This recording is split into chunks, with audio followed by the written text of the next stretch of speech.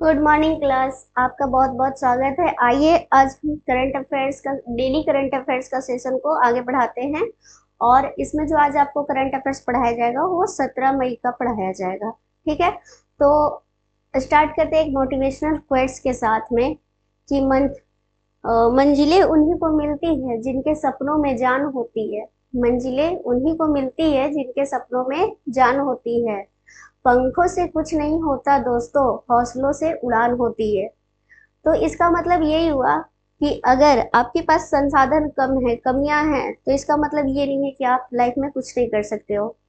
जो आपके पास जितने रिसोर्स है उसका मैक्सिमम यूटिलाइजेशन करके आप बहुत आगे बढ़ सकते हो, है ना। जैसा कि मैंने कल भी कहा था कि जिसके हाथ नहीं होते तो क्या उसके लकीरें नहीं होती है। तो कर्म से आप अपने लकीरों को भी बदल सकते हो। फकीर से भी आगे बढ़ सकते हो। लकीर का फकीर बन के नहीं, अमीर बन के मरना है ना। तो चलिए स्टार्ट करते हैं आज का हमारा सेशन जो 17 मई का करंट अफेयर्स होगा। और 17 मई को क्या मनाया जाता है सबसे।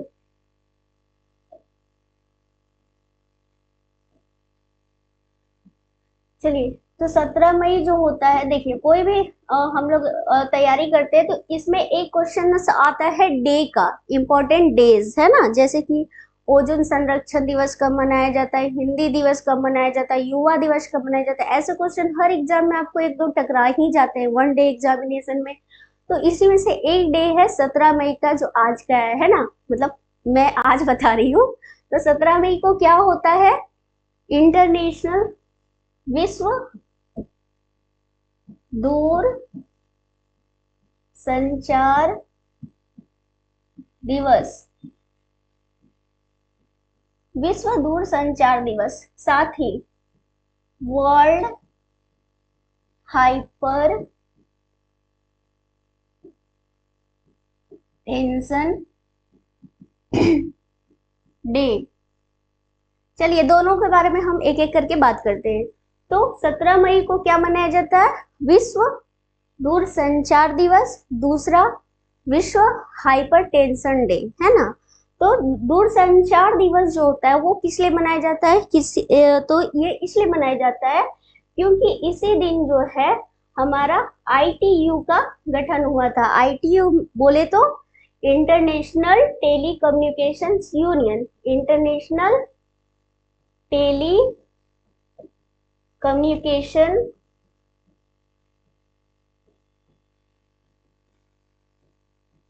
यूनियन। ठीक है, तो ये जो है क्या है हमारा, ये हम लोग अभी नेट वगैरह यूज करते हैं, जो अंतरराष्ट्रीय लेवल पे जो मानक हैं उसको क्या करते हैं, इसको ये रेगुलेट करते हैं, आईटीयू है ना। तो इसका जो है, इसका मुख्यालय कहाँ हो जाएगा हमारा, तो इसका मुख्यालय जेनेवा में हो जाएगा, जिनेवा स्विट्जरलैंड में। ठीक है, तो ये सब सारे क्वेश्चंस पूछे जाते हैं। और हाइपरटेंशन क्या होता है, हाइपरटेंशन का मतलब होता है कि आपके अंदर जो है बीपी का, ब्लड प्रेशर का प्रॉब्लम हो गया है। तो हाइपरटेंशन किस चीज को देखा जाता है हाइपरटेंशन में, तो ब्लड प्रेशर्स को देखा जाता है हाइपरटेंशन में। ठीक है, जैसे कि हमारा ब्लड प्रेशर जो होता है सिस्टोलिक और डायस्टोलिक कितना होना चाहिए, 120/80 है ना, एसडी। तो इससे क्या होता है, ब्लड प्रेशर को मापा जाता है और मापने वाला या यंत्र को क्या बोलते हैं, सिफगुमो मोनोमीटर।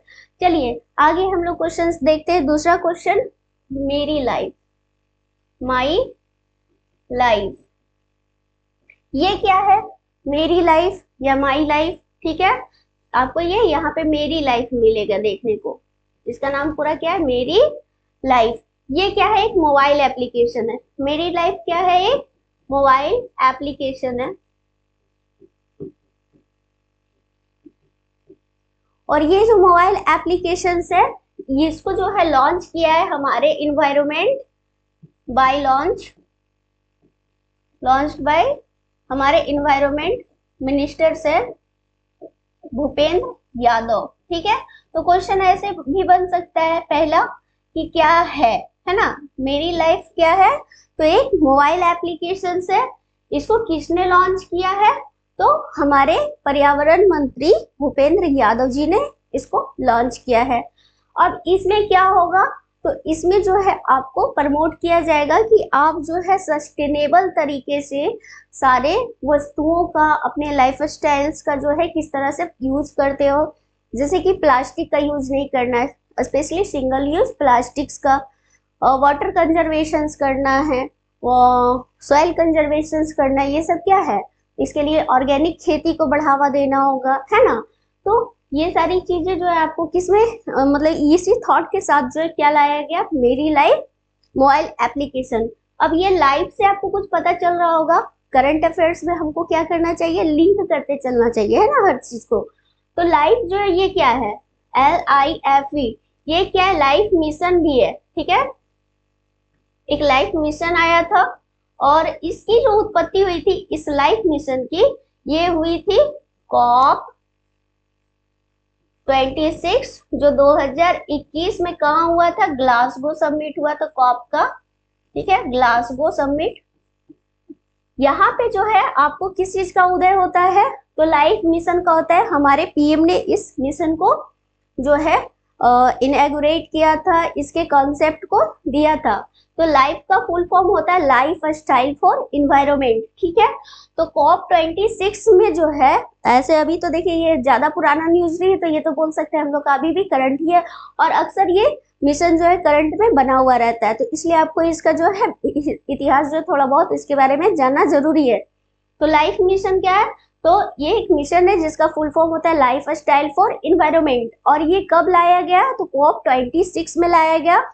COP 26 कहाँ हुआ था, ग्लासगो में हुआ था। चलिए अब COP से ही थोड़ा सा आगे बढ़ जाते हैं, और COP का फुल फॉर्म क्या होता है, कॉन्फ्रेंस ऑफ पार्टीज। चलिए COP 27 कब हुआ, तो 2022 में हुआ। मिस्र क्या, श्रम अल शेख, क्या है, श्रम अल शेख में हुआ। देन अभी जो है इस साल जो होगा COP 28 2023, ये कहाँ होगा, तो ये होगा UAE, ठीक है। चलिए इतना हो गया हमारा। आइए इसके बारे में हम लोग देख लेते हैं एक बार कि हमारा लाइफ मिशन जो है, मेरी लाइफ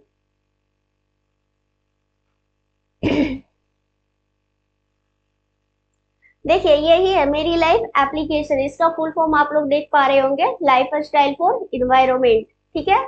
और ये जो है हमारे पर्यावरण मंत्री भूपेंद्र यादव सर ने इसको इनॉग्रेट किया है। चलिए आगे हम लोग देखते हैं। अब हमारा नेक्स्ट क्वेश्चन होगा एलिगेटर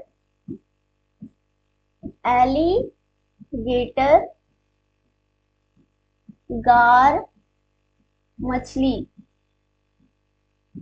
ये जो है देखिए, ये एलिगेटर गार मछली न्यूज में क्यों है, तो इसलिए है क्योंकि पहली बार जो है इसको डल झील में देखा गया है। कहाँ देखा गया है, डल झील में देखा गया है एलिगेटर गार मछली को। और डल झील कहाँ है, तो जम्मू एंड कश्मीर में है, ठीक है। और जम्मू एंड कश्मीर से आप याद कीजिए कि इसका निर्माण कब हुआ था, तो 31 अक्टूबर 2019 को ये अस्तित्व में आ गया था अपने भाई लद्दाख के साथ में, है ना। तो चलिए, तो मतलब अभी यूटीज में कब कन्वर्ट हुआ था, तो एलिगेटर गार मछली कहाँ मिला है, तो डल झील में मिला है।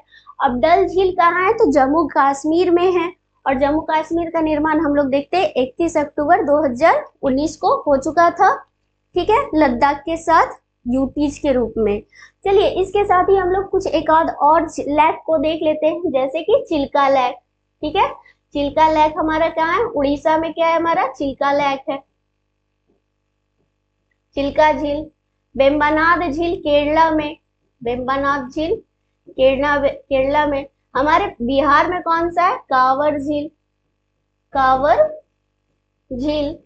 उसी तरह से यहाँ पे राजस्थान में क्या है, सांभर लेक, सांभर झील।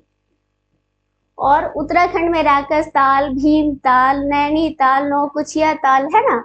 तो जितने भी ताल या झील है जो ताल ताल करके, वो क्या है हमारे उत्तराखंड में है। तो इस तरह से हम लोग यहाँ पे देख लिए झील वाला। अब देख लीजिए ये महोदय जो है ये क्या है, हमारे एलिगेटर गार हैं जो डल झील में मिले हैं। देखिए इसको एलिगेटर क्यों कहा जाता है, क्योंकि ये इसका जो आगे वाला जो है ना स्ट्रक्चर्स, ये आगे वाला ये आपको कैसा दिख रहा है, एलिगेटर लाइक्स, है ना। तो ये इसलिए इसका नाम क्या पड़ा है, एलिगेटर गार। ठीक है, चलिए आगे हम लोग बढ़ते हैं। आप इंडोसल्फान, एक आपको न्यूज में मिल रहा होगा देखने को, इंडोसल्फान, इंडोसल्फान केस। ये जो केस है ये क्या है, ये 2017 का केस है। ये जो है केरला की घटना है। ये कहाँ की घटना है, केरल की घटना है, इंडोसल्फान केस। और इंडोसल्फान जो है सबसे पहले क्या है, ये हार्मफुल पेस्टिसाइड है, पेस्टिसाइड्स है जो बैंड है। क्या है, बैंड है। समझ में आया। तो ये इंडोसल्फान एक ऐसा पेस्टिसाइड है जिसका अगर खेती में प्रयोग किया जाता है तो उससे जो प्रोडक्ट पैदा होते हैं तो उससे लोगों को बीमारियां होती हैं। और ये बीमारी जो है स्पेशली इंडोसल्फान केस का रीजन क्या था, तो केरल में किस चीज का सबसे ज्यादा खेती होता है, काजू का, है ना, कैज्यू नट्स। तो काजू का जो खेती करने वाले जो किसान थे वो इस ड्रग्स का बहुत यूज करते थे और उससे वो कंटामिनेटेड हो चुके थे, उनके अंग जो है क्षतिग्रस्त हो रहे थे, है ना। तो जिसके कारण जो है बहुत सारे किसान जो है, काजू वाले किसान जो हैं वो मर गए। तो इसी के संदर्भ में सुप्रीम कोर्ट ने जो है एक डिसीजन दिया था 2017 में कि इंडोसल्फान के कारण जो किसान केरल में मरे हैं उनके परिजनों को मुआवजा दिया जाए। ठीक है, तो इसी मुआवजे में लगभग 3,500 लोगों को जो है मुआवजा दिया गया। ठीक है, लेकिन मुआवजा देने से क्या होता है, अभी भी वहां पे ये सारी चीजें चल ही रही हैं, तो अभी भी लोग उससे कंटामिनेटेड हो रहे हैं, लोगों का स्वास्थ्य खराब हो रहा है। इसके साथ ही जिन लोगों का स्वास्थ्य ऑलरेडी 2017 के समय में खराब हो चुका है उनके ऊपर जो है हेल्थ केयर पे ध्यान नहीं दिया जा रहा है, हेल्थ केयर पे ध्यान नहीं दिया जा रहा है। इसलिए अगेन सुप्रीम कोर्ट जो है एक्शन में आ गई है। समझ में आया। तो सुप्रीम कोर्ट ने बोला कि अब जो है आपको मुआवजा नहीं, आपको जो है उसके हेल्थ केयर पर भी, उसका हेल्थ केयर पर भी आपको ध्यान देना पड़ेगा। इसलिए चलिए अब इंडोसल्फान जो है इससे क्वेश्चन क्या बनता है, तो ऐसा नहीं बोलेगा कि कहाँ पे, है ना, लेकिन हाँ वन डे में पूछ सकता है कि सुप्रीम कोर्ट ने इंडोसल्फान केस का जो डिसीजन दिया है वो किस राज्य से संबंधित है, तो केरल से है। अदरवाइज यूपीएससी में पूछेगा ये हार्मफुल पेस्टिसाइड है। ठीक है, इसके साथ ही इससे थोड़ा सा पिछला लिंक हम लोग करते हैं। तो ये जो है एक तरह से क्या है, पॉप्स है। ठीक है, ये क्या है, एक तरह से पॉप्स है, मीन्स की परसिस्टेंस ऑर्गेनिक पॉल्यूटेंट्स। ठीक है, यानी कि एक ऐसे जैविक कण है जो वातावरण में बने रहते हैं, सूक्ष्म जैविक कण। ठीक है, और ये पॉप्स के लिए एक महत्वपूर्ण कन्वेंशन आया था जिसका नाम है स्टॉकहोम्स कन्वेंशन। ठीक है, स्टॉकहोम कन्वेंशन। ये कब आया था स्टॉकहोम कन्वेंशन, तो ये 2001 में आया था और 2004 में जो है इसको ये इफेक्टिव हो गया। ठीक है, मई 2001 में इसको लाया गया था स्टॉकहोम कन्वेंशन को, और मई उसके 3 साल बाद मई 2004 में जो है ये इफेक्टिव हो गया, यानी कि वर्क करने लगा। तो यूपीएससी ऐसे क्वेश्चन बहुत बार पूछती है कि फलाना कन्वेंशन किस चीज से संबंधित है, कब उसको जो है सारे लोग सिग्नेचर किए थे और कब ये इफेक्टिव हुआ था। ठीक है, तो ये इफेक्टिव डेट है 2004 और ये जो है सिग्नेटरी डेट है 2001। अब स्टॉकहोम से आपको एक बात और पता रहना चाहिए, स्टॉकहोम किसकी राजधानी है, तो स्वीडन की कैपिटल है। स्वीडन की कैपिटल क्या है, स्टॉकहोम। ठीक है, चलिए आगे हम लोग देखते हैं कि ये क्या किया है। तो 2011 में जो है इंडोसल्फान पे भारत ने क्या किया था, बैन लगा दिया था। ठीक है, तो यानी क्या ये भारत में क्या है, इंडोसल्फान बैन है। तो यूपीएससी ऐसे भी क्वेश्चन पूछ सकती है कि ये भारत में बैन है या नहीं है। ठीक है, चलिए नेक्स्ट क्वेश्चन हम लोग देखते हैं।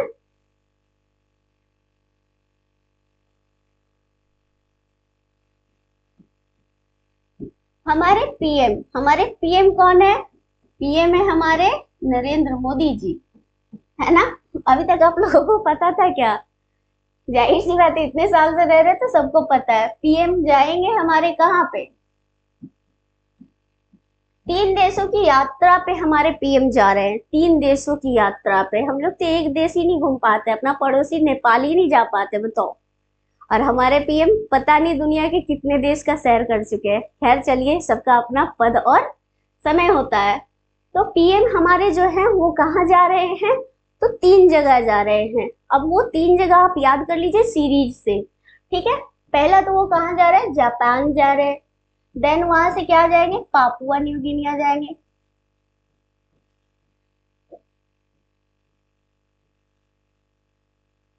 ठीक है, देन वहां से कहाँ जाएंगे? ऑस्ट्रेलिया जाएंगे।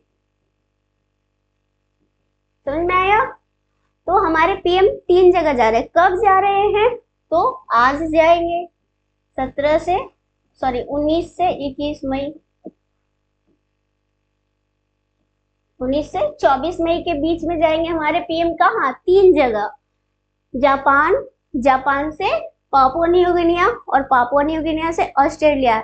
ऐसा एक गाना था ना कि जाना था जापान पहुंच गए चीन, है ना। तो नहीं, मोदी जी ऐसे नहीं है।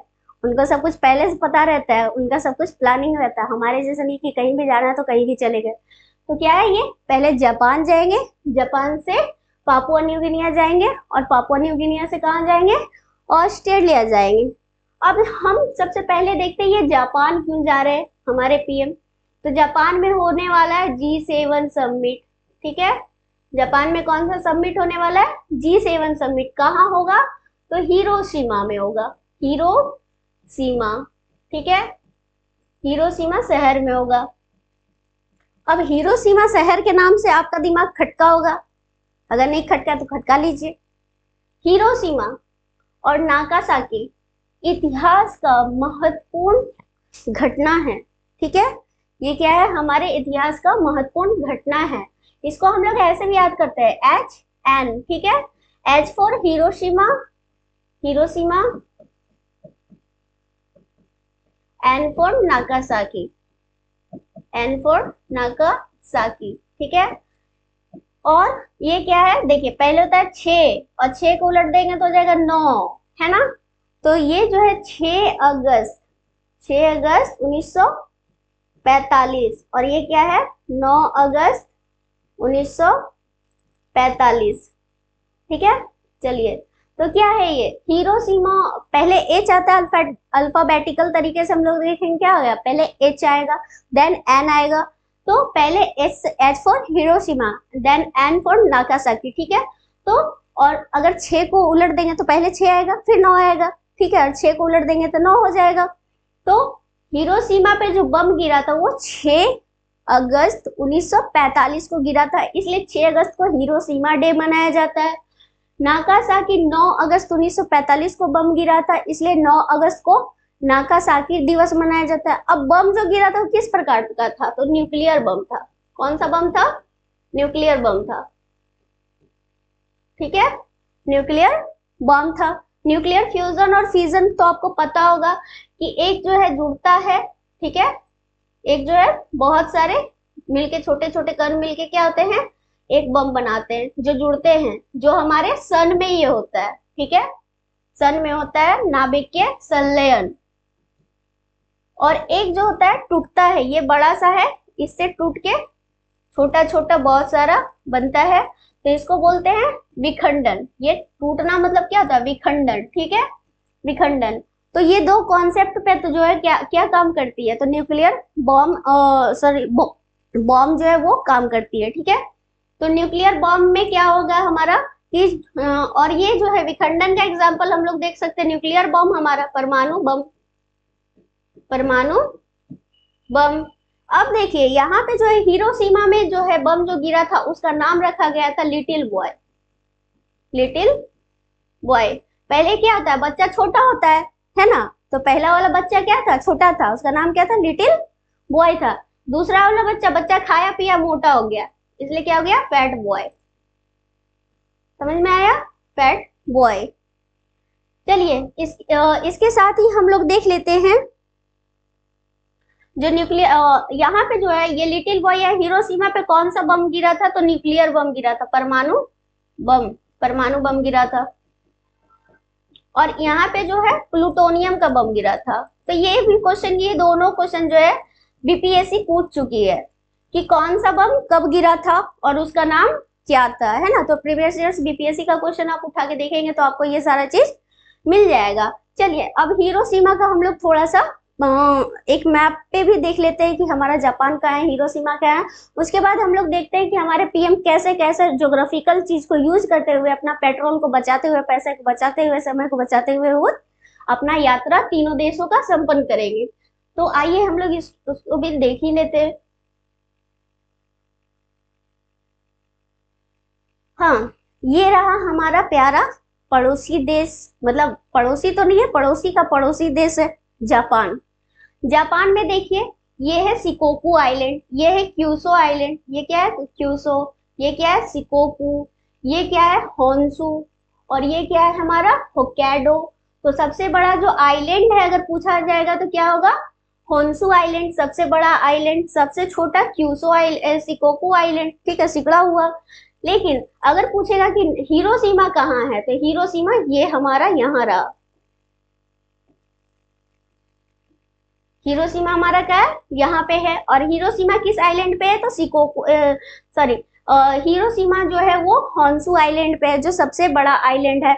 अब नागासाकी किस आइलैंड पे है, तो नागासाकी जो है क्यूसो आइलैंड पे है, ठीक है। अब देखिए हमारा जो है, हमारे पीएम जो है अब कैसे जाएंगे पूरा भारत का दर्शन तो हम लोग कर ही लिए। ये देखिए हमारा प्यारा भारत है, हम यहाँ से जाएंगे जापान, ठीक है, जापान से जाएंगे पापुआ न्यू गिनिया, यहाँ पे हमारा पापुआ न्यू गिनिया है, और यहाँ से जाएंगे ऑस्ट्रेलिया। तो देखिए समय और पैसे की बचत हो गई है, ठीक है। चलिए आगे हम लोग देखते हैं हमारा अगला क्वेश्चन। देखिए पर्सनालिटी, करंट अफेयर्स में वनडे एग्जामिनेशंस में इंपॉर्टेंट पर्सनालिटी के ऊपर क्वेश्चन पूछे जाते हैं। तो इसमें ही एक हमारे पर्सनालिटी कौन है जो अभी न्यूज में है, वो है यूपीएससी के चेयरमैन, यूपीएससी के चेयरमैन। यूपीएससी के चेयरमैन कौन बने हैं, नए चेयरमैन, है ना। तो यूपीएससी के नए चेयरमैन जो हैं वो कौन है, मनोज सोनी, मनोज सोनी। कल की क्लास में आप लोगों ने पढ़ा था सीबीआई का नया निदेशक, है ना, सीबीआई का नया निदेशक कौन है, परवीन सूद। सीबीआई का नया निदेशक कौन है, परवीन सूद। और यूपीएससी के नए जो चेयरमैन हैं अभी कौन बने हैं, मनोज सोनी। तो वनडे एग्जामिनेशन में आपसे पूछेगा कि मनोज सोनी कौन है या फिर यूपीएससी के चेयरमैन कौन है, मनोज सोनी। और सीबीआई के नए निदेशक कौन है, तो परवीन सूद जी हैं। लेकिन अगर थोड़ा हम लोगों का अगर पॉलिटिकल इसको, क्योंकि ये क्या है पॉलिटिकल ऑर्गेनाइजेशन से हमारा संविधान में इसको मतलब ये संवैधानिक संस्था है ना। तो इसके बारे में हम लोग थोड़ा सा देख लेते हैं कि यूपीएससी क्या है। तो यूपीएससी सबसे पहले क्या है, ये संवैधानिक संस्था है, कॉन्स्टिट्यूशनल बॉडी है ये। इसका संबंध संविधान के भाग, संविधान में कुछ कितने भाग हैं, 22 भाग है। तो 22 भाग में से भाग 14वां जो है वो क्या है, यूपीएससी और बीपीएससी। हमारे यहाँ बीपीएससी है ना, एमपीपीसीएस, यूपीपीसीएस, यानी कि जो राज्य के अधीन सेवाएं हैं, और जो केंद्रीय स्तर की जो यूनियन पब्लिक सर्विस कमीशन की जो सेवाएं हैं, वो इन दोनों का वर्णन क्या है, हमारे भाग 14 में है, अनुच्छेद 308 से 323 तक, ठीक है, 323 तक कि यूपीएससी के चेयरमैन या सदस्यों का नियुक्ति कैसे होगा, शपथ कौन दिलवाएगा, उसको पद मुक्ति कौन देगा, है ना। इन सब का डिटेल वर्णन जो है ये कहाँ है, भाग 14 में अनुच्छेद 308 से 323 के तहत है। अब जो यूपीएससी के जो चेयरमैन होते हैं और सदस्य, यूपीएससी के जो चेयरमैन प्लस सदस्य है ना, मेंबर्स, इनका नियुक्ति कौन करता है? तो नियुक्ति करते हैं हमारे पीएम, सॉरी प्रेसिडेंट। नियुक्ति कौन करेंगे? राष्ट्रपति। ठीक है। अब मान लो कि अब मनोज सोनी सर को रहने का मन नहीं है, तो वो क्या करेंगे? राष्ट्रपति को जाकर बोलेंगे बाबा जी हमको हटा दीजिए, तो राष्ट्रपति क्या उसको हटा पाएंगे? नहीं हटा पाएंगे। उसके लिए प्रॉपर प्रोसेस होता है। तो पद मुक्ति जो होता है, वो पद मुक्ति जो होता है वो कौन करेंगे? राष्ट्रपति करेंगे। लेकिन उसके लिए आधार रहेगा कि वो दिवालिया ना हो, मानसिक रूप से विक्षिप्त ना हो, सुप्रीम कोर्ट में उसके लिए जांच बैठेगा, तब उसको पद मुक्ति देंगे कौन? राष्ट्रपति महोदय। लेकिन इस्तीफा भी दिया जा सकता है, इस्तीफा भी दिया जा सकता है। तो इस्तीफा कैसे दिया जाएगा? तो ये अपना इस्तीफा जो है राष्ट्रपति महोदय को दे देंगे। ठीक है। लेकिन अगर इन दोनों केस में से कोई चीज नहीं होता है तो कार्यकाल होगा, यानी कि वो क्या होंगे? अपने पूरे कार्यकाल को, अपने टेन्योर को क्या करेंगे? वो फिक्स करेंगे। तो इनका कार्यकाल कितने दिन का होगा? 6 साल या 65 साल, जो भी पहले हो। ऐसा नहीं है मनोज सोनी सर जो है वो कितने साल के रहे होंगे? मान लीजिए कि वो 36 साल के हैं, तो फिर ऐसा 65 साल तक वो बने रहेंगे? नहीं, वो 6 साल तक पूरा अपना टेन्योर को पूरा कर लेंगे। लेकिन वो 63 साल के होंगे और 65 साल तक ही तो मैक्सिमम है, तो वो मात्र 2 साल ही अपने कुर्सी पे बने रहेंगे। ठीक है। तो इस तरह से जो है हम लोग क्या देखेंगे कि हमारा यूपीएससी के सदस्य और अध्यक्षों का कार्यकाल कितने दिन का होता है? 6 साल या 65 साल। ठीक है। इसके साथ क्या यूपीएससी के लोगों को रीअपॉइंट किया जा सकता है? मनोज सोनी सर अभी बैठे हैं, तो क्या ये फिर से बन सकते हैं यूपीएससी के अध्यक्ष? तो इसका सीधा आंसर होगा नहीं। ठीक है। इनके अध्यक्षों या सदस्यों को रीअपॉइंट नहीं किया जाता है, क्योंकि अगर ऐसा ये किया जाएगा तो क्या होगा? ये अपने लाभ के लिए जो है डिसीजंस को देखेंगे, बदल भी सकते हैं। ठीक है। चलिए नेक्स्ट हम लोग देखते हैं डेंगू। डेंगू क्या है? डेंगू एक प्रकार का बीमारी है। तो डेंगू के लिए क्या है कि डेंगू के इलाज के लिए अभी हमारे जो वैज्ञानिक है, भारतीय वैज्ञानिक, ये दावा कर रहे हैं कि ये जो है वैक्सीन की खोज कर चुके हैं। ठीक है। डेंगू के इलाज के लिए क्या हुए हैं? वैक्सीन की खोज कर सके हैं हमारे भारतीय वैज्ञानिक। तो इतना बड़ा चीज क्या हो गया है कि हम लोग बौखला गए हैं कि भाई डेंगू का टीका का खोज हो गया। तो इसलिए हम लोग इसको मतलब इसलिए हमारे लिए या फिर पूरे विश्व के लिए गौरव की बात हो सकती है कि डेंगू के इलाज के लिए एक प्रॉपर कोई वैक्सीन मिलने जा रहा है पूरे दुनिया को, है ना। तो क्या इससे पहले कोई दुनिया में डेंगू का वैक्सीन था? तो अभी तक तो नहीं था। ठीक है। अभी तक दुनिया में डेंगू का वैक्सीन नहीं था। 2017-18 के दौरान जो है मात्र यूएसए के द्वारा जो है डेनवैक्सिया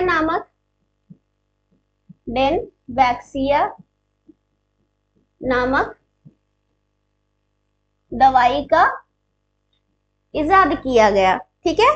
किसके द्वारा? यूएसए के द्वारा। अभी तक मात्र वही है, लेकिन अगर एक प्रॉपर वैक्सीन की बात की जाए तो अभी हमारे पास नहीं है।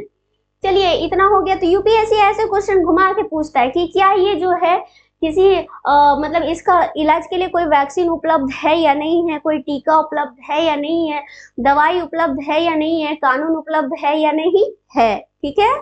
चलिए, लेकिन अगर होलसम तैयारी करना है तो 360 डिग्री एनालिसिस के तहत देखेंगे ये डेंगू है क्या। तो डेंगू जो है बेसिकली क्या होता है? वायरस जनित बीमारी है। ठीक है। डेंगू किससे होता है? वायरस से। लेकिन इसका वाहक जो होता है, यानी कि डेंगू का जो वायरस है, ये हमारे और आपके शरीर में इंजेक्ट करने वाला जो मशीन है, कारक है, भूत प्रेत है ना, वो कौन है? तो इसका नाम है एडिस एजिप्टी मच्छर। ठीक है। कौन है? एडिस एजिप्टी मच्छर। यही मच्छर जो है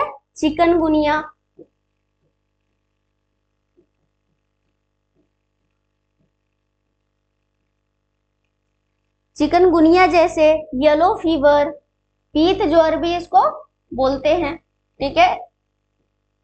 उसके साथ ही हम लोग देखते हैं पहले जीका वायरस। ठीक है, यूपीएससी इस पे क्वेश्चन पूछ भी चुका है जीका वायरस से संबंधित कि इसको फैलाने वाला वाहक कौन है, तो एडिस एजिप्टी मच्छर है। और ये जो है ब्राजीलिया और अफ्रीका के क्षेत्र में जीका वायरस जो है प्रकोप की तरह पैदा होता है, और केरल में भी पिछले साल इसको देखा गया था। ठीक है, चलिए, तो एडिस एजिप्टी मच्छर जो है इसका क्या है, वाहक है। और डेंगू किस चीज से होता है, वायरस के कारण होता है। इसमें जो होता है, इसमें क्या होता है, इफेक्टिव अंग जो हमारे शरीर का कौन सा अंग जो है इफेक्टिव होता है, तो ये जो है हमारा सेंट्रल नर्वस सिस्टम को भी प्रभावित करता है। स्पेशली ये प्लेटलेट्स को गिरा देता है, प्लेटलेट्स को गिरा देता है। प्लेटलेट्स क्या होता है, तो प्लेटलेट्स जो हमारे रक्त कण होते हैं, एक प्रकार के रक्त का पार्ट होते हैं। ये जो हमारे प्रतिरक्षा तंत्र को भी स्ट्रॉन्ग करने का काम करते हैं प्लेटलेट्स। यही क्या होता है, इसके प्लेटलेट्स काउंटिंग जो होता है वो कम हो जाता है डेंगू के मरीजों में। चलिए, अब हम लोग अगला क्वेश्चन देखते हैं। सॉरी, इसके साथ ही ये जो है, ये जो वैक्सीन है ये किसने बनाया है, तो सीरम इंस्टीट्यूट और पेनिकिया बायोटेक। ठीक है, इसको किसने बनाया है, तो सीरम इंस्टीट्यूट और पेनिकिया बायोटेक ने मिलकर बनाया है। किसको, तो इस वैक्सीन को बनाया है। चलिए, अब हम लोग देखते हैं नेक्स्ट, कटे पूर्णा वाइल्ड लाइफ सेंचुरी। ठीक है, देखिए, wild life sanctuary, biosphere reserve, tiger reserve, national park, ये सब क्या है, रामसर साइट, ये सब जो है इन्वायरमेंट को कंजर्व करने के लिए जो है सरकार के द्वारा चलाया जाने वाला एक अहम प्रोग्राम या पहल है। और ये सब स्पेशली एक स्थल है जहाँ पे इन्वायरमेंट फ्रेंडली तरीके से उसको कंजर्व किया जाता है। लेकिन ये क्या है, ये मैनमेड है। वाइल्ड लाइफ सेंचुरी क्या होते हैं, मैनमेड होते हैं। ठीक है, वहीं नेशनल पार्क कुछ मैनमेड होते हैं, कुछ प्राकृतिक होते हैं। लेकिन बायोस्फीयर रिजर्व जो होते हैं वो प्राकृतिक होते हैं। ठीक है, तो इसके बारे में कभी और हम लोग जानने का कोशिश करेंगे। लेकिन अभी हम लोग देखते हैं ये कटे पूर्णा वाइल्ड लाइफ सेंचुरी न्यूज में क्यों है। ठीक है, तो न्यूज में इसलिए है क्योंकि यहाँ पे 309 प्रजाति मिले हैं, 309 स्पीसीज मिले हैं। किसके, तो वाइल्ड लाइफ से संबंधित, जैसे कि हाथी, घोड़ा, बैल है ना, ये सब क्या है, हमारा वाइल्ड लाइफ है। तो बैल नहीं है, बैल तो हमारे पास ही रहता है। ठीक है, जैसे जंगलों में रहता है उसको वाइल्ड लाइफ। ठीक है, तो 309 प्रजाति जो है किसके, वाइल्ड लाइफ प्लस बर्ड्स के मिले हैं। ठीक है, तो 309 स्पीसीज किसके मिले, वाइल्ड लाइफ प्लस बर्ड्स के मिले हैं। कहाँ, कटे पूर्णा वाइल्ड लाइफ सेंचुरी में। ये कटे पूर्णा वाइल्ड लाइफ सेंचुरी जो है हमारा कहाँ है, ये हमारा महाराष्ट्र है। और यहीं पे हमारा क्या है, कटे पूर्णा वाइल्ड लाइफ सेंचुरी है, अकोला महाराष्ट्र, अकोला महाराष्ट्र। ठीक है, इसके साथ ही जो है हम लोग देखते हैं, ये जो है, देखिए यूपीएससी ऐसा क्वेश्चन पूछता है कि कौन सा वाइल्ड लाइफ सेंचुरी किस नदी के किनारे स्थित है। जैसे कि रामगंगा नेशनल पार्क रामगंगा नदी के किनारे स्थित है ना। तो इसी तरह से ये भी पूछ सकता है कि कटे पूर्णा वाइल्ड लाइफ सेंचुरी किस नदी के किनारे है, तो ये ऑलरेडी कटे पूर्णा नदी के किनारे ही स्थित है। तो इस नदी के नाम पर ही इस वाइल्ड लाइफ सेंचुरी का नाम पड़ा है। इसके साथ ही हम लोग देखते हैं महाराष्ट्र नहीं, अब हम लोग देख लेते हैं कि टाइगर रिजर्व से संबंधित महत्वपूर्ण अथॉरिटी कौन है, तो एनटीसीए। इसको क्या बोलते हैं, NTCA, national tiger conservation authority. इसका फुल फॉर्म क्या होता है, नेशनल टाइगर कंजर्वेशन अथॉरिटी। और एनटीसीए एक्ट भी आया था। ठीक है, वाइल्ड लाइफ प्रोटेक्शन एक्ट 1972 आया था। तो इन सब के तहत ही जो होता है हमारा क्या होता है, वाइल्ड लाइफ को रेगुलेट किया जाता है। आइए हम लोग कुछ महत्वपूर्ण टाइगर रिजर्व्स को देख लेते हैं, क्योंकि हम लोग जब पढ़ते हैं तो हम लोगों को क्या है कि थोड़ा लिंक करते हुए, प्रीवियस को रिवीजन करते हुए हम लोग देखते चलते हैं। जैसे कि सरिस्का, रणथंबोर, मुकुंदरा हिल्स, ये कहाँ है, राजस्थान में है। उसी तरह से अभी हम लोग महाराष्ट्र का पढ़ रहे थे, तो महाराष्ट्र में देखते हैं सतपुड़ा, पेंच, मेलाघाट, पेचबोर, ताडोबा अंधेरी, कावल, सह्याद्री, ये सब क्या है हमारा, ये सब हमारे महाराष्ट्र के टाइगर रिजर्व हैं।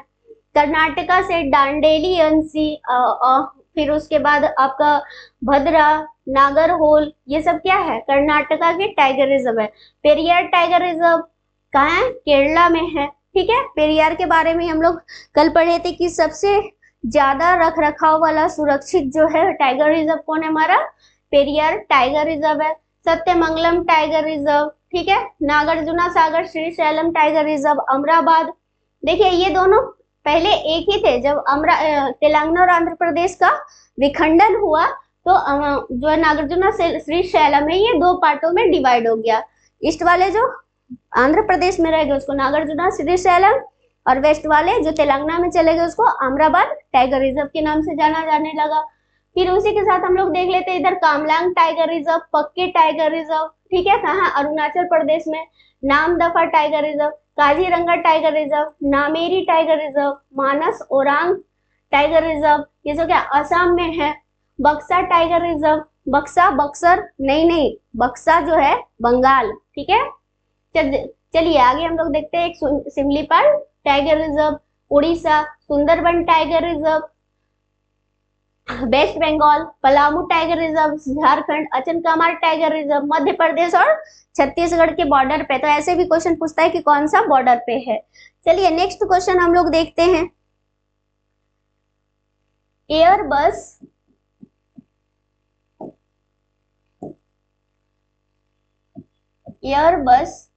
C295, ठीक है, ये न्यूज में एयरबस C295 क्या है, तो ये है न्यू जनरेशन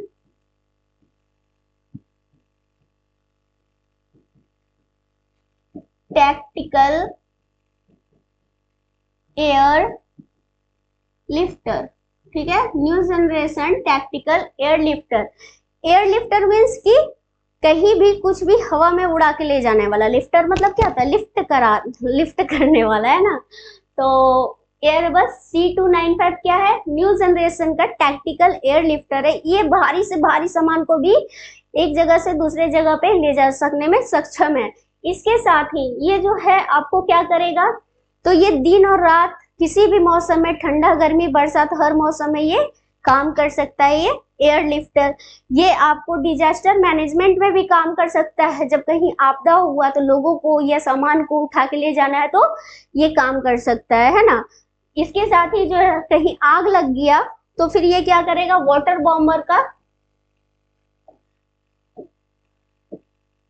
बॉम्बर के रूप में भी ये क्या करेगा, अपने आप को इम्प्रूव करेगा। और ये 7000 लीटर पानी एक बार में फेंक सकता है, 7000 लीटर पानी, ठीक है। तो यानी कि कहीं भी आग लगा है तो इसको जाके वहां पे काम पे अपना लगा दो तो ये आग को बुझा देगा। फिर इसमें एक क्वालिटी और क्या है, एयर टू एयर रिफिलिंग की। Air to air refilling, refilling क्या होता है, तो इसमें जो होता है कि मान लीजिए कि ये उड़ रहा है, उड़ते उड़ते इसका हवा में ही पेट्रोल खत्म हो गया तो पेट्रोल जो है दूसरे टैंक से ये क्या करेगा, अब हवा में ही भर पाएगा, ठीक है। तो इसलिए जो है ये हमारा क्या है, न्यूज में है एयरबस C295। अब चलिए हम लोग देखते हैं एयरबस से, अब एयर वाला में हमारा क्या, एयरफोर्स है ना। तो एयरफोर्स से ही हम लोग संबंधित एक अगला क्वेश्चन हम लोग देख लेते हैं। नेक्स्ट क्वेश्चन ये है, भारत का पहला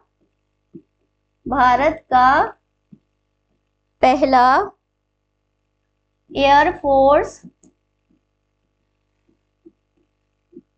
हेरिटेज सेंटर, ठीक है, भारत का पहला एयरफोर्स हेरिटेज सेंटर। ये जो है ये न्यूज में क्यों है, तो सबसे पहले ये इसका स्थापना, ये सेंटर बना कहाँ, तो ये सेंटर जो है चंडीगढ़ में बना। इस सेंटर का उद्घाटन किसने किया,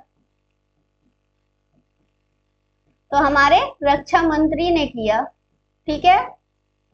अब चंडीगढ़ जो है नगर नियोजन का अद्भुत उदाहरण है सिंधु सभ्यता के बाद। अगर मॉडर्न टेक्नोलॉजी में, मॉडर्न डे में अगर हम लोग देखते हैं तो इसमें क्या होगा, ये हेरिटेज का मतलब क्या था, विरासत, जो पूर्व में जो घटनाएं हैं या फिर जो यूनिक घटनाएं हैं उसको या वस्तुओं को संग्रह करने के लिए, है ना।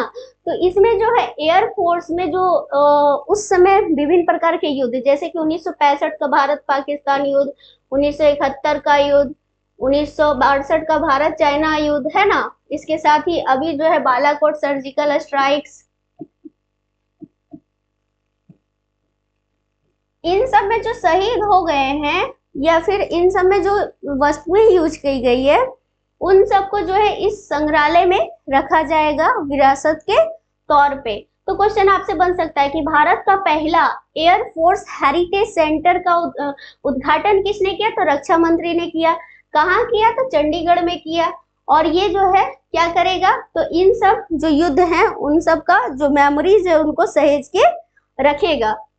चलिए आगे देखते हैं हम लोग।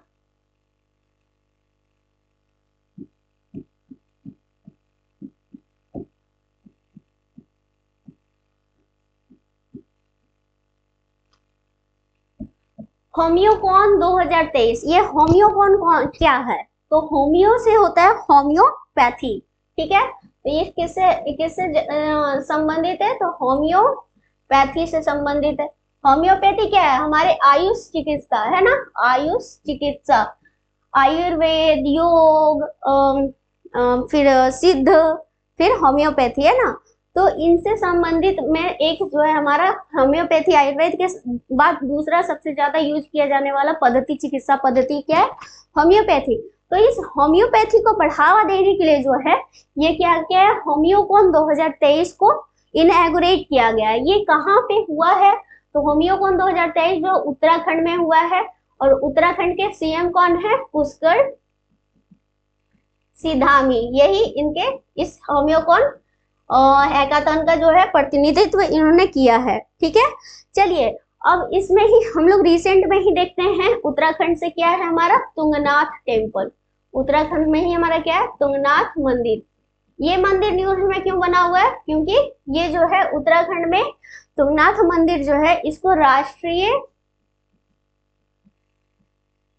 महत्व का मंदिर घोषित किया गया है, महत्व का मंदिर घोषित किया गया है, ठीक है, तुंगनाथ टेम्पल को। इसी के साथ हम लोग देखते हैं माना गांव। माना गांव, इसको भी क्या किया है रिसेंटली? भारत का पहला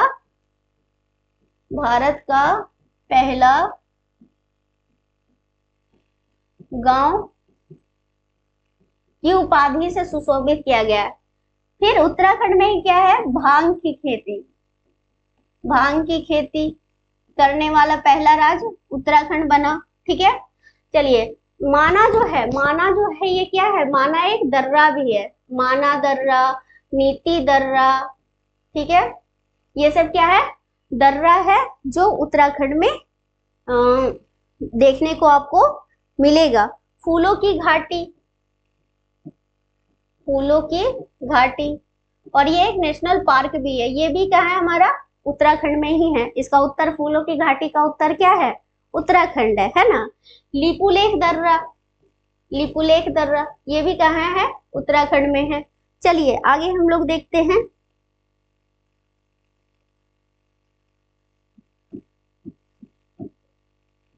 जैविक नियंत्रण प्रयोगशाला।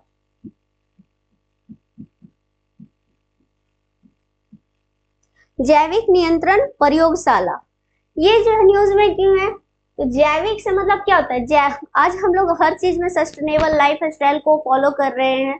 तो जैसा कि अभी मेरी लाइफ आपको एप्लीकेशन के बारे में मैंने बताया था, सिक्किम जो है जैविक खेती करने वाला पहला राज्य था, है ना।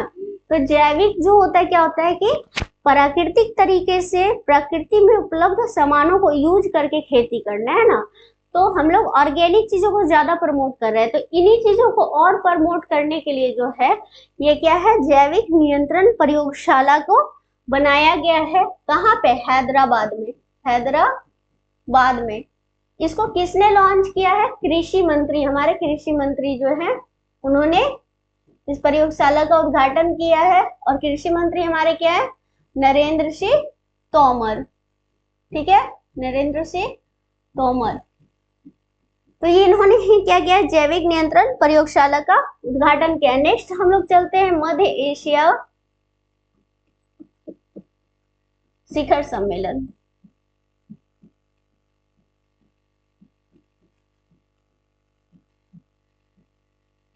मध्य एशिया शिखर सम्मेलन।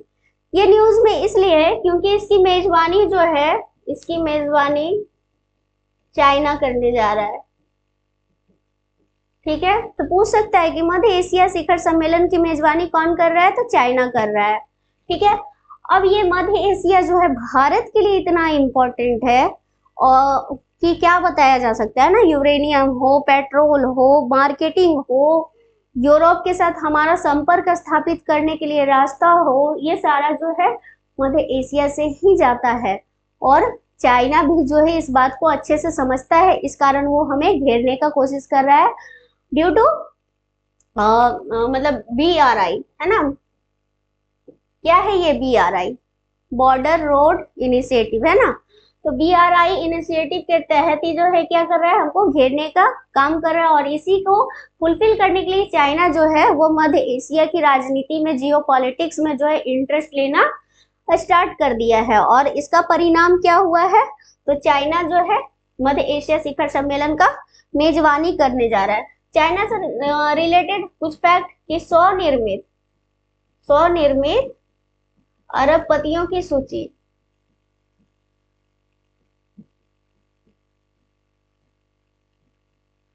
में चाइना क्या है, चाइना फर्स्ट है। ठीक है, यानी कि जितने मतलब खुद से जो अमीर बनने वाले हैं, वो अमीर में क्या अरबपति बनने वाले हैं, उसमें क्या है, चाइना जो है विश्व में नंबर 1 है। अब डिंग लैरेन जो है चाइना से ही संबंधित है। और ये न्यूज में क्यों है, तो अभी तक देखिए हमारे यहाँ से विश्वनाथन आनंद हो गए, कल हम लोगों ने विपल्ला परिणीत के बारे में पढ़ा था, ग्रैंड मास्टर शतरंज के, है ना। लेकिन चाइना का पहला विश्व शतरंज चैंपियन कौन है, कौन बने हैं, तो डिंग लैरेन बने हैं। चाइना जो है, चाइना 2023 को किस रूप में मना रहा है, तो खरगोश ईयर के रूप में, खरगोश वर्ष के रूप में। खरगोश वर्ष या खरगोश ईयर ये इसलिए रहता है, इसका मतलब होता है कि शांति, दुनिया में शांति लाने वाला, शांति का प्रतीक, शांति स्थापित करने के लिए जो है खरगोश को हम लोगों को जो है मतलब चाइनीज लोग जो हैं वो लोग क्या कर रहे हैं, प्रमोट कर रहे हैं। और हर साल ये किसी ना किसी जानवर को जो है संरक्षण प्रदान करने के उद्देश्य से, उसका मैथोलॉजिकल थॉट को प्रूव करने के उद्देश्य से जो है किसी ना किसी वर्ष को किसी ना किसी जानवर या पशु पक्षी के नाम पे ये लोग रखते हैं। तो इस साल जो 2023 क्या है चाइना के लिए, तो खरगोश वर्ष है। भारत के लिए 2023 और पूरे दुनिया के लिए 2023 क्या है, मिलेट ईयर्स। ठीक है, मिलेट ईयर्स यानी कि बाजरा या मोटा अनाज दिवस या फिर मोटा अनाज वर्ष है। और इसको यूनाइटेड नेशन ने भी क्या किया, अप्रूव किया था। ठीक है, और ये जो है अभी हम लोग रिसेंट में ही देखे हैं कि हमारे जो मतलब जो सेना है उसमें भी क्या किया जा रहा है, तो आपको मोटे अनाज को प्रमोट किया जा रहा है कि आप लोग मोटा अनाज भी खाओ, क्योंकि उसमें क्या होते हैं, उसमें फाइबर्स की मात्रा बहुत ज्यादा होती है जो हमारे शरीर के इम्यूनिटी सिस्टम को स्ट्रॉन्ग करने का काम करते हैं। ठीक है, चलिए आगे हम लोग देखते हैं। नेक्स्ट हमारा क्वेश्चन है, सॉरी अब देखिए यहाँ पे मध्य एशिया का है, तो एक बार हम लोग मध्य एशिया पे भी नजर डालते चलते हैं। तो मध्य एशिया में क्या अफगानिस्तान शामिल है? नहीं, अफगानिस्तान शामिल नहीं है मध्य एशिया में। मध्य एशिया में आपका आएगा तुर्कमेनिस्तान, उज्बेकिस्तान, इससे ऊपर जाएंगे कजाकिस्तान, इधर चाइना से सटा हुआ किर्गिस्तान एंड उसके हमारे जस्ट ऊपर और चाइना के साथ सटा हुआ ताजिकिस्तान। ठीक है, और ये उज्बेकिस्तान जो है सबसे बड़ा लैंड लॉक्ड कंट्री भी है ना। चलिए आगे देखते हैं। उज्बेकिस्तान में ही हमारा क्या है, ताशकंद है। ताशकंद समझौता हम लोग देखे हुए होंगे। अशगाबाद समझौता तुर्कमेनिस्तान से संबंधित है। ठीक है, चलिए आगे हम लोग बढ़ते हैं। नेक्स्ट क्वेश्चन, हीम डेटा पोर्टल। हीम डेटा पोर्टल, ये हीम डेटा पोर्टल, हीम से कुछ याद आता है? हीम मतलब बर्फ, और बर्फ का चादर कहाँ बिछा हुआ रहता है, उसको बोलते हैं बर्फ का आंचल। उसका राज्य का नाम है हिमाचल। हीम का आंचल। तो हिम डेटा पोर्टल जो है कहाँ पे लॉन्च किया गया है, तो हिमाचल प्रदेश की सरकार ने इसको लॉन्च किया है। ये पोर्टल काम क्या करेगा, तो ये डिजिटल सेवाएं जैसे कि सरकारी सेवाएं जो हम लोगों को मिलती है, राशन कार्ड, ये कार्ड, वो कार्ड, फलाना कार्ड, ढिमकाना कार्ड है ना, तो ये सारी चीजें आपको कहाँ मिलेगी, मतलब हिमाचल प्रदेश के लोगों को कहाँ से मिलेगा, एक ही जगह पे मिल जाएगा। और उसका नाम क्या है, उस पोर्टल का नाम है हिम डेटा पोर्टल। तो हिम डेटा पोर्टल किसने लाया, हिमाचल प्रदेश ने लाया।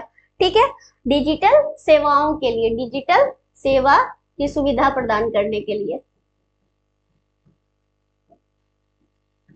चलिए अब हिमाचल प्रदेश का जो है, अभी जो है हमारे सीएम कौन है, हिमाचल प्रदेश के सीएम कौन है, तो हिमाचल प्रदेश के सीएम है सुखविंदर सिंह सुक्खू। ठीक है, हिमाचल प्रदेश में इतना बर्फ रहता है कि कोई सूख ही नहीं सकता है ना, सब हरा हरा।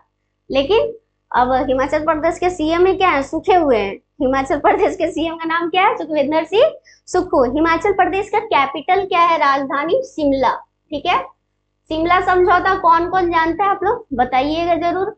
चलिए आगे हम लोग देखते हैं, हिम डेटा पोर्टल के साथ ही हिमाचल प्रदेश से और क्या, 100% एलपीजी युक्त और धुआं मुक्त, 100% एलपीजी युक्त प्लस धुआं मुक्त वाला राज्य कौन है, हिमाचल प्रदेश है।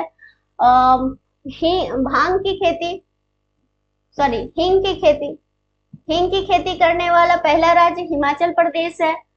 उसके साथ ही हिमाचल प्रदेश में हम लोग देखते हैं हिमाचल प्रदेश का कांगड़ा चाय है ना, कांगड़ा चाय, चंबा का चप्पल, चंबा का रुमाल, ये सब जो जीआई टैग प्राप्त है। लेकिन कांगड़ा टी इसलिए फेमस हुआ, मतलब अभी न्यूज में, क्योंकि यूरोपीय आयोग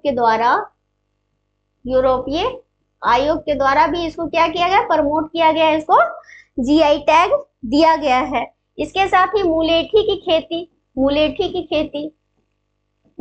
खेती करने वाला पहला राज्य हिमाचल प्रदेश है।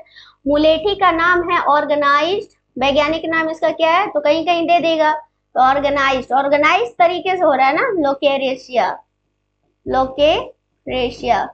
ऑर्गेनाइज्ड लोकेरेशिया क्या है, तो मुलेठी का नाम है, वैज्ञानिक नाम है। और मुलेठी की खेती करने वाला पहला राज्य कौन बना है, तो भारतीय राज्य कौन बना है, तो हमारा हिमाचल प्रदेश बना है।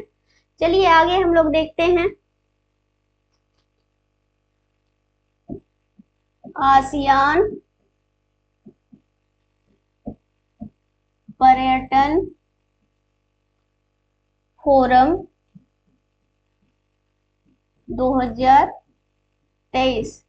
देखिए आसियान जो है एक नेशन से दक्षिण पूर्वी एशियाई देशों का संगठन है। ठीक है, इसमें 10 राष्ट्र होते हैं जो दक्षिण पूर्व एशिया की भू राजनीति को कंट्रोल करने का, डेवलपमेंट करने का प्रयास करते हैं। इसी आसियान का जो है एक समिट हो रहा है जिसका फोकस क्या रहेगा, ट्रेवल एंड टूरिज्म को प्रमोट करना। इसी के लिए क्या है, आसियान पर्यटन फोरम 2023 जो है वो इनॉग्रेट किया गया है, कहाँ पे, लाओस में। कहाँ पे हुआ है, लाओस में। ठीक है, लाओस की कैपिटल है विंतियन। ठीक है, लाओस की कैपिटल क्या है, विंतियन है। अब ये जो लाओस है, लाओस से ही कौन सी रिवर बहती है, मेकांग रिवर। लाओस से होके कौन सी रिवर बहती है, मेकांग रिवर। और दक्षिण पूर्व एशिया का एकमात्र लैंडलॉक्ड, दैट इज कॉल्ड भू आवेस्टेड कंट्री कौन है, तो हमारा लाओस है। ठीक है, लाओस है। अभी हम लोग सेंट्रल एशिया में देखे थे कजाकिस्तान, उज्बेकिस्तान, किर्गिस्तान, तुर्कमेनिस्तान, तो ये सब जो है लैंडलॉक्ड कंट्री है। सेंट्रल एशिया में सारे कंट्री क्या है, लैंडलॉक्ड है। लैंडलॉक्ड मतलब क्या होता है, जिसकी कोई भी सीमा जो है, जिस जमीन की कोई भी सीमा या जिस देश की कोई भी सीमा किसी जल के साथ नहीं लगती है, उसको क्या बोलते हैं हम लोग, लैंड लॉक्ड बोलते हैं, है ना। जिसमें उज्बेकिस्तान सबसे बड़ा लैंड लॉक्ड कंट्री है। उसी तरह से दक्षिण पूर्व एशिया में मात्र और मात्र एक ही लैंड लॉक्ड कंट्री है, उसका नाम क्या है, लाओस है। और लाओस से कौन सी रिवर बहती है, मेकांग रिवर बहती है। और लाओस की कैपिटल विंतियन है। ठीक है, चलिए आगे हम लोग बढ़ते हैं अब नेक्स्ट क्वेश्चन पे। भारत का तीसरा सबसे बड़ा निर्यातक,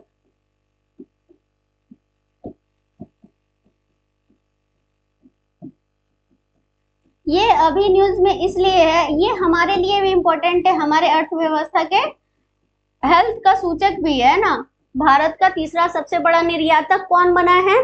तो भारत का तीसरा सबसे बड़ा निर्यातक देश कौन बना है? तो इससे पहले आपको ये जानना चाहिए कि पहला और दूसरा कौन है। तो पहला जो है, पहला यूएसए है और दूसरा यूएई है, ठीक है।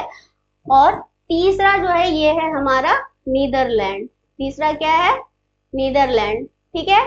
तो ये तीसरा सबसे बड़ा निर्यातक देश बना है नीदरलैंड। पहला यूएसए है, दूसरा यूएई। यानी कि सबसे ज्यादा हम लोग एक्सपोर्ट किस देश को करते हैं? तो यूएसए के साथ। यानी कि सबसे बड़ा हमारा व्यापारिक भागीदार देश कौन है? ऐसे भी क्वेश्चन बन सकता है। तो यूएसए है। देन कौन है? यूएई है। और यूएई में क्या है? COP28 इस साल होने वाला है। और तीसरा जो है नीदरलैंड है, जो अभी बनकर उभरा है। और नीदरलैंड में ही क्या है? एम्स्टर्डम। एम्स्टर्डम, ठीक है। एम्स्टर्डम बंदरगाह सबसे बेस्ट बंदरगाहों में से एक है। उसी के साथ ही एम्स्टर्डम जो है सबसे पुराना स्टॉक एक्सचेंज भी है। सबसे पुराना स्टॉक एक्सचेंज कौन है? हमारा एम्स्टर्डम स्टॉक एक्सचेंज ही है। चलिए आगे हम लोग देखते हैं। गूगल महोदय है ना, गूगल बहुत सारा काम करते रहते हैं, जैसे हॉट एयर बलून वगैरह। तो गूगल ने क्या किया? आईआईटी मद्रास को जो है artificial intelligence AI development, artificial intelligence में रिसर्च सेंटर स्थापित करने के लिए, रिसर्च सेंटर स्थापित करने के लिए क्या किया है? तो $1 मिलियन का निवेश किया है। किसमें? किस संस्था में? आईआईटी मद्रास में, ठीक है। तो चलिए आगे हम लोग बढ़ते हैं। आईआईटी कामरूप जो है कहाँ है? आईआईटी गुवाहाटी जो है क्या है? कामरूप आसाम में है। यहाँ पे कामरूप सुपर कंप्यूटर को बनाया गया था। तो एक आईआईटी से हम लोग ये भी हम लोग याद कर सकते हैं। देन हम लोग आज का लास्ट क्वेश्चन देखते हैं, मणिपुर क्राइसिस।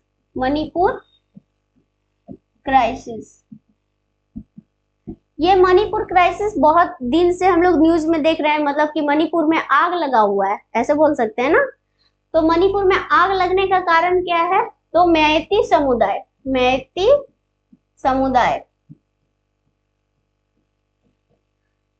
मैती समुदाय कौन है? मणिपुर में गैर अनुसूचित जाति के लोग हैं। मतलब कि मणिपुर में ये क्या है? एक जनरल लोग हैं जो जिनकी जनसंख्या ज्यादा है, लेकिन इनका मांग क्या है कि आप जो है हमको एसटी का कैटेगरी का दर्जा दे दो, है ना। तो सरकार इसको नहीं दे रही है। इसके कारण मणिपुर में हिंसा और आगजनी की घटनाएं देखने को मिल रही है। तो मणिपुर से अब आपको मिलान करने ज्योग्राफी का क्वेश्चन में दे देगा कि मणिपुर किस लिए है? तो मैती समुदाय के लिए फेमस है। तो मणिपुर में कौन सा समुदाय? मैती समुदाय पाया जाता है। मणिपुर में एक फूल है, सिरोही लिली। सिरोही लिली, ठीक है।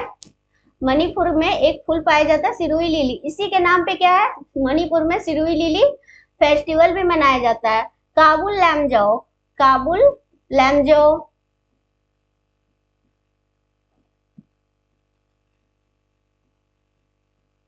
फेस्टिवल प्लस नेशनल पार्क, ठीक है, plus national park.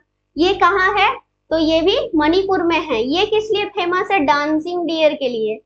Kabul Lamjao किस लिए फेमस है? डांसिंग डियर के लिए, नाचने वाली हिरन के लिए, ठीक है, तैरने वाले नेशनल पार्क के रूप में।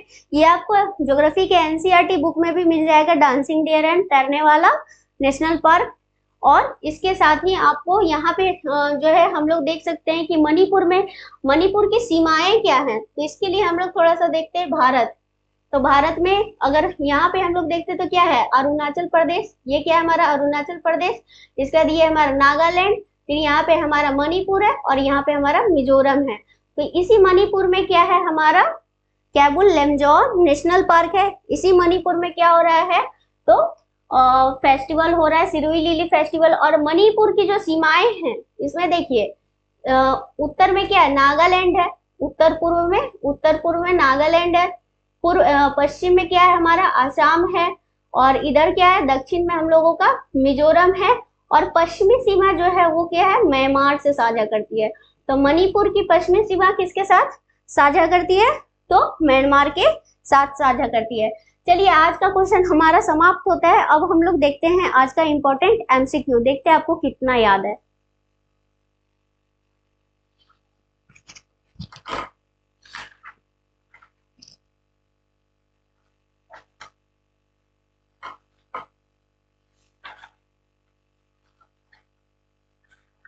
बंद कर दी।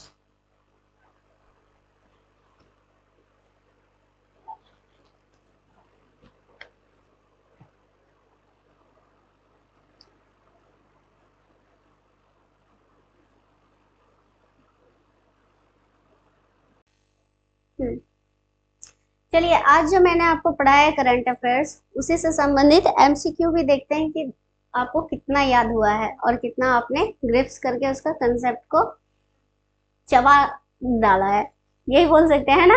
चलिए देखते हैं यूपीएससी के नए चेयरमैन कौन बने हैं। मैं चाहती थी यहाँ पे आपको ऑप्शन भी देती, लेकिन आपको थोड़ा सा याद भी रहना चाहिए। आप पहले खुद से एनालाइज करो कि आप अभी तक कितने याद कर चुके हो ना।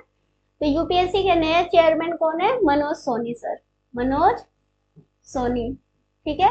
यूपीएससी के नए चेयरमैन कौन बने हैं, मनोज सोनी। वही सीबीआई का मैंने आपको बताया था परवीन सूद, सीबीआई का परवीन सूद, ठीक है। चलिए विश्व दूरसंचार दिवस, विश्व दूरसंचार दिवस कब मनाया जाता है, तो विश्व दूरसंचार दिवस 17 मई को मनाया जाता है। कब मनाया जाता है, 17 मई को। इसी दिन क्या होता है, वर्ल्ड हाइपर टेंशन डे भी मनाया जाता है, ताकि आपको जो है ज्यादा टेंशन ना हो, क्योंकि मॉडर्न लाइफ स्टाइल क्या है, टेंशन का घर है। इसी को दूर करने के लिए जो है मतलब इसके प्रति जो हाइपर टेंशन के प्रति जो है जागरूकता लाने के लिए ही वर्ल्ड हाइपर टेंशन डे को मनाया जाता है। इससे 9 दिन कम कर देते हैं तो 8 मई को क्या मनाया जाता है, विश्व रेड क्रॉस दिवस, विश्व रेड क्रॉस दिवस, ठीक है। 1 मई को क्या मनाया जाता है, 1 मई को श्रम दिवस, लेबर डे, श्रम दिवस। फिर महाराष्ट्र और गुजरात दिवस, क्योंकि महाराष्ट्र और गुजरात जो इसी से 1960 में क्या हुए थे, अलग हुए थे ना। तो महाराष्ट्र और गुजरात दिवस भी क्या मनाया जाता है, 1 मई को मनाया जाता है। और हमारे जो बिहार में जितने भी वर्कर्स है यूपी और बिहार के, वो लोग कहाँ जाते हैं ज्यादा प्रवास करके, मुंबई, गुजरात, साउथ इंडिया। तो मुंबई और गुजरात जो है पहले एक दूसरे के साथ ही थे, जैसे बिहार और झारखंड, जैसे बिहार और बंगाल, उड़ीसा, उसी तरह से। तो 1960 में जो है 1 मई के दिन ये लोग अलग हो गए थे, इसलिए महाराष्ट्र दिवस और गुजरात दिवस कब मनाया जाएगा, 1 मई को। उसी दिन विश्व मतलब कि श्रम दिवस भी मनाया जाता है। पहला भारतीय वायु सेना विरासत केंद्र की स्थापना कहाँ की गई है, ली काबूर्जियर के द्वारा निर्मित नगर चंडीगढ़ में, है ना। एयरबेस भी यहाँ पर है हमारा चंडीगढ़ में। चलिए होम्योकॉन 2013, अब आयोजन की जगह पे थोड़ा सा मिसप्रिंटिंग हो गया है, ओशियोजन हो गया है, इसके लिए माइंड मत कीजिएगा। होम्योकॉन 2013 का आयोजन कहाँ किया गया है? तो सबसे पहले होम्योकॉन क्या था? तो ये होम्योपैथी के इलाज को, होम्योपैथी के प्रति जागरूकता को बढ़ाने के लिए जो है ये आयोजन, इस होम्योकॉन का आयोजन किया गया। कहाँ पे? उत्तराखंड में। उत्तराखंड, यूनाइटेड किंगडम नहीं, यूके मतलब हमारे पास भी एक यूके है ना, जिसका नाम क्या है? उत्तराखंड है। तो उत्तराखंड में जो है होम्योकॉन 2023 या 13 नहीं होगा, 2023 होगा, ठीक है। तो 2023 का उद्घाटन, होम्योकॉन 2023 का उद्घाटन कहाँ किया गया? तो उत्तराखंड में। उत्तराखंड के सीएम पुष्कर सिंह धामी। चलिए, मध्य एशिया शिखर सम्मेलन की मेजबानी जो है वो कौन कर रहा है? चिचियाने वाला चाइना कर रहा है। खाली इसका यही तो काम है, कभी यहाँ ना घुसाएगा कभी वहां घुसाएगा, है ना। तो मध्य एशिया में भी जाके वो घुस गया है, कौन? चाइना। और तो मध्य एशिया शिखर सम्मेलन की मेजबानी कौन कर रहा है? चाइना कर रहा है। चलिए नेक्स्ट हम लोग देखते हैं, G7 समिट 2023 का आयोजन कहाँ हो रहा है? तो G7 समिट जो होते हैं, बड़े बड़े देशों का समिट होता है, बड़े बड़े 7 देश जो हैं उनका समिट है। और ये जो है, जिसमें से जापान भी एक क्या है? सहयोगी, मतलब सदस्य देश है। तो ये जो G7 है ये कहाँ है? जापान में है। और जापान में कहाँ हो रहा है? हिरोशिमा में हो रहा है G7 समिट। और इसी समिट में भाग लेने के लिए हमारे पीएम जो है अब आज कल में दौरा करने वाले हैं, है ना। और यहीं से क्या जाएंगे वो? तो पापुआ न्यू गिनिया जाएंगे, देन ऑस्ट्रेलिया जाएंगे। तो G7 समिट 2023 तो हमको पता चल गया कि जापान में हो रहा है। और जापान के पीएम कौन है? Fumio Kishida. जापान के पीएम कौन है? Fumio Kishida. लेकिन पिछले साल ये कहाँ हुआ था, ये आप लोग हमको बताइएगा। सीरम इंस्टीट्यूट ऑफ इंडिया और पेनिकिया बायोटेक के सहयोग से जो है एक वैक्सीन का निर्माण किया गया है, निर्माण किया जा रहा है। तो वो वैक्सीन का जो निर्माण जो किया जा रहा है, ये किस बीमारी में लड़ने में सहायक होगा? तो ये डेंगू के लिए बनाया जा रहा है ना, डेंगू बीमारी से लड़ने के लिए इस वैक्सीन का निर्माण किया जा रहा है। और डेंगू क्या है? चूंकि वायरस जनित बीमारी है और एडिस एजिप्टी मच्छर के काटने से फैलती है। चलिए, गूगल किस संस्थान में पहला संस्थान में $1 मिलियन, ठीक है, $1 मिलियन का निवेश करेगा एआई अनुसंधान केंद्र की स्थापना हेतु? किसके लिए? कौन कर रहा है? गूगल कर रहा है। कहाँ? तो उसको अभी हम बताएंगे, लेकिन कितना? $1 मिलियन का निवेश कर रहा है। किस लिए? एआई में, आर्टिफिशियल इंटेलिजेंस को प्रमोट करने के लिए, है ना। तो ये जो कर रहा है ये आईआईटी मद्रास में कर रहा है, ठीक है।